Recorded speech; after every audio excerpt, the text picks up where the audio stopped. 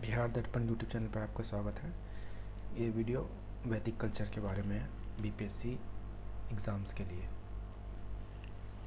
पहला क्वेश्चन है वैदिक एज की टाइमलाइन के बारे में। वैदिक एज किस पीरियड से शुरू होता है, या इसे हम आयरन एज भी कहते हैं, किस पीरियड से शुरू होता है। तो हमें पता है कि वैदिक पीरियड को हम दो हिस्सों में बांट के पढ़ते हैं, ऋग्वैदिक और लेटर वैदिक। ऋग्वैदिक पीरियड 1500 बीसी से 1000 बीसी के आसपास, और 1000 बीसी से 600 बीसी तक लेटर वैदिक। तो आप ऑप्शन देख पा रहे हैं कि ये बहुत ज़्यादा ही दूर है, 1000 में सारे हैं, 9000, 12000, 6000। ये रेंज जो है वो वैदिक पीरियड से बहुत पहले के चली गई। तो इन तीनों चारों में से कोई भी ऑप्शन सही नहीं है, तो आंसर है ई। Next question. एक क्वेश्चन है ऋग्वेद के मंडल के बारे में। तो हमें पता है कि ऋग्वेद के अंदर 10 चैप्टर्स हैं जिसे हम मंडल कह के पुकारते हैं। इनमें से जो थर्ड चैप्टर है, थर्ड मंडल है, उसे हम कहते हैं सन मंडल या सूर्य मंडल, क्योंकि इसमें सूर्य की उपासना के मंत्र दिए हुए हैं, गायत्री मंत्र, जिसे लिखा है विश्वामित्र ने। 9th मंडल को हम कहते हैं सोम मंडल, क्योंकि इसमें सोम के बारे में। सोम है क्या? सोम एक तरीके का हिम्प है, इसे लोग भांग से एसोसिएट करके देखते हैं। 9वें मंडल के अंदर 100 से ज़्यादा बार सोम का जिक्र है, इसलिए इस पूरे मंडल को ही, 9th मंडल को ही सोम मंडल कहा जाने लगा।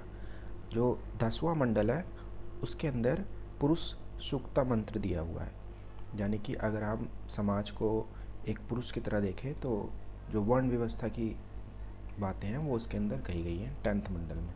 तो इसमें क्या पूछा है? सोम मंडल के बारे में पूछा, जिसका आंसर है 9th मंडल, option C. Next question. Boghazkoi inscription के बारे में क्वेश्चन है। तो बोगुस्काई इंस्क्रिप्शन हमें मिलता है एशिया माइनर से, यानी टर्की से, और इसके अंदर कुछ देवताओं के नाम दिए हुए हैं, इंद्र, वरुण, मित्र, नासत्य। नासत्य यानी अश्विनी कुमार।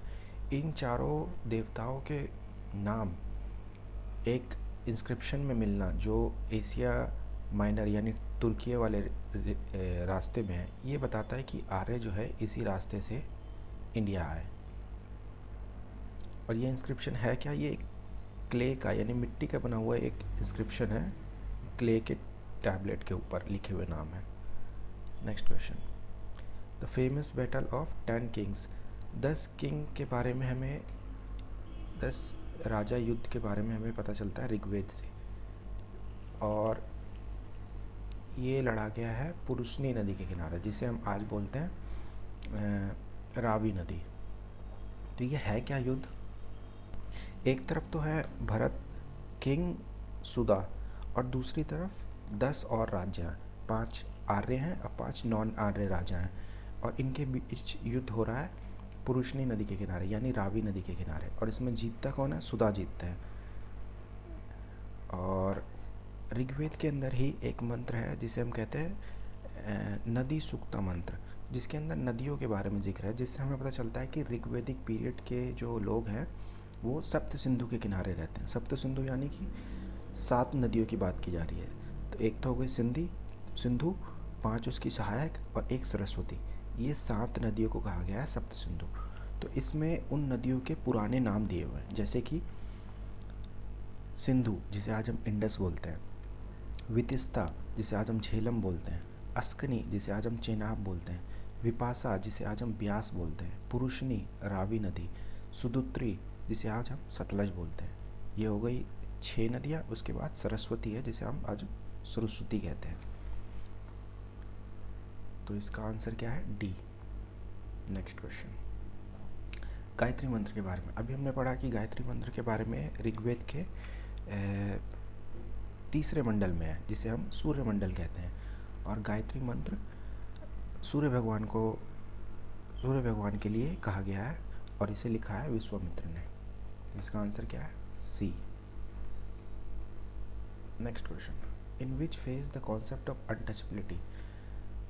अनटचबिलिटी का कॉन्सेप्ट हमारे समाज में आता है जब गुप्त काल के अंदर स्मृतियाँ लिखी जा रही थी। उन स्मृतियों में से एक स्मृति है जिसका नाम है कात्यायन स्मृति, जिसके अंदर एक वर्ड यूज़ किया गया है अस्पर्शीय यानी अनटचेबल। और ये जो स्मृतियाँ हैं इन्हीं को हम कहते हैं धर्मशास्त्र स्मृति। तो डी जो ऑप्शन है धर्मशास्त्र फेस, इसी के अंदर अनटचेबिलिटी के बारे में हमारे जिक्र मिलता है पहली बार। ऋग्वेद में नहीं है, लेटर गुप्त से पहले है और लेटर वैदिक के बाद है। Next question, which ancient Indian text composed during later Vedic period that contain philosophical hymn and discussion on cosmology and ethics? So हमें पूछा जा रहा है कि philosophical hymn किसके अंदर है।